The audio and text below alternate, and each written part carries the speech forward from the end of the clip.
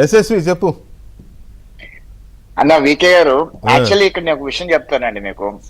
జగన్మోహన్ రెడ్డి రాజకీయాల గురించి ఇప్పటికీ ఆంధ్రప్రదేశ్ రాష్ట్ర ప్రజలకి అర్థమైంది, పూర్తిగా అర్థమైంది. ఏ రోజైతే జగన్మోహన్ రెడ్డి ఎక్కడైనా సరే ఆయన తప్పు, ఆయన గురించి ప్రజలందరూ చెడుగా అనుకుంటున్నారు అని అనుకుంటే ఒక 3-4 అంశాలు తీసుకొచ్చి ఇట్లా బురద జల్లేస్తాడు అనమాట. జనాలందరూ కన్ఫ్యూజ్ అయిపోయి ఏ అంశం మీద మాట్లాడాలి, ఏ అంశం ఏం జరుగుతుందని తెలియని కన్ఫ్యూజన్ లో తీసుకొస్తారు జగన్మోహన్ రెడ్డి. అట్లా కన్ఫ్యూజన్ లో తీసుకొచ్చి 2019 ఎలక్షన్స్ లో ఆంధ్రప్రదేశ్ రాష్ట్ర ప్రజలందరూ మభ్య పెట్టి మసిపూసి మారేడుకాయ చేసి ముఖ్యమంత్రి అయ్యాడు. ఆయన ముఖ్యమంత్రి అయిన తర్వాత 5 సంవత్సరాల్లో ఇప్పుడు కూడా 2014 నుంచి 2019 వరకు జగన్మోహన్ రెడ్డి ప్రతిపక్ష నాయకుడిగా ఉన్నప్పుడు అమరావతిలో అవినీతి జరిగింది, అమరావతిలో ఆ రైతులకి అన్యాయం జరిగింది అని చెప్పి నానా రకాలుగా యాగ్ చేశాడు.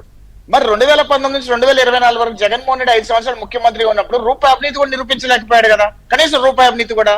మళ్ళీ ఇప్పుడు వచ్చి అమరావతిలో మళ్ళీ అవినీతి జరుగుతుంది అని మాట్లాడుతున్నాడు. ఆ విధంగానే ఆనాడు ఆర్కే గారు ఏ రకంగా అయితే జగన్మోహన్ రెడ్డి చేసిన వికృత విన్యాసాలకి పర్ఫెక్ట్ గా రాతలు రాస్తే దాని మీద ఏదో రకంగా మబ్బు పెట్టి మసిపూసి ప్రజల్ని ఏదో డైవర్షన్ చేయాలి కాబట్టి ఈ రోజు ఏబిఎన్ ఆర్కే గారి మీద దాడి చేశారు.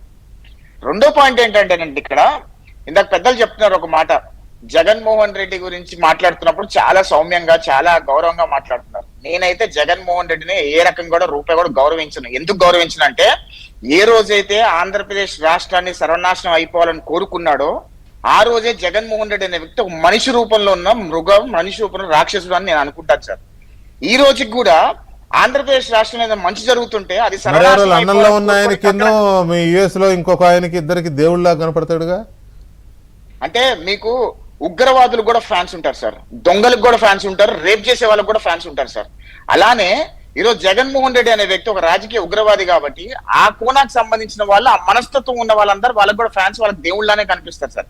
అదే రకంగా ఈ రోజు కూడా మొన్న ఒక పోస్ట్ చూశానండి. ఈ రోజు ఏ రకంగా అంటే మన తెలుగుదేశం పార్టీ ఒక మహిళ జగన్మోహన్ రెడ్డి గురించి మావిగన్ మీద ఒక చిన్న అబ్రివేషన్ చేస్తే ఆమెని ఎంత భయంకరంగా వాళ్ళు బూతులతో సంబోధించి ఆమె న్యూడ్ పిక్చర్ చేసి పెట్టి ఎప్పుడైతే తెలుగుదేశం పార్టీకి మేము సోషల్ మీడియా లింక్ పంపించామో ఎమ్మట డిలీట్ చేసేసారు. అంటే ఇంత నీచమైన వికృత విన్యాసాలు చేసే డబల్ మైండెడ్ క్యారెక్టర్స్, అంటే తల్లికి చెల్లికి తేడా తెలియని వాళ్ళు, వాళ్ళు ఏ టైప్ అంటే కాదు, వాళ్ళు ఏ టైప్ అంటే మందుకు డబ్బులు ఇవ్వలేదనుకో, లేకపోతే ఇంకా దేనికైనా డబ్బులు ఇవ్వలేదనుకో వాళ్ళ అమ్మ బొమ్మలు కూడా న్యూడ్గా చేసేస్తారు వాళ్ళు ఆ టైప్. నాకు నిన్నటి నుంచి 2-3 వచ్చాయి మెసేజ్లు, అవి ఓపెన్ చేసి చూస్తే వాళ్ళ మీద జాలిపడ్డా నేను. అంత భయంకరంగా పెడతారు కానీ జాలిపడ్డా నేను. వాళ్ళ తల్లిని చెల్లినైనా అలాగే మాట్లాడతారులే వీళ్ళు ఒక వికలాంగులు, మానసికమైన ఇది జబ్బు. వీకెండ్ ఒక చిన్న విషయం చెప్పి నేను ముగిస్తానా. ఆ వ్యక్తి పేరు ఇక్కడ తీసుకోవచ్చో తెలియదు కానీ తీసుకుంటాను. కేఎస్ ప్రసాద్ అనే ఒక వ్యక్తి ఉన్నాడు అన్న, ఆయన మేధావి అన్నమాట, భారతదేశ ప్రపంచంలోనే అతిపెద్ద మేధావి. సర్టిఫికేట్ నేను ఇస్తున్నా ఆయన సర్టిఫికేట్. ఎందుకంటే కరెక్ట్ గా మావిగన్ అనే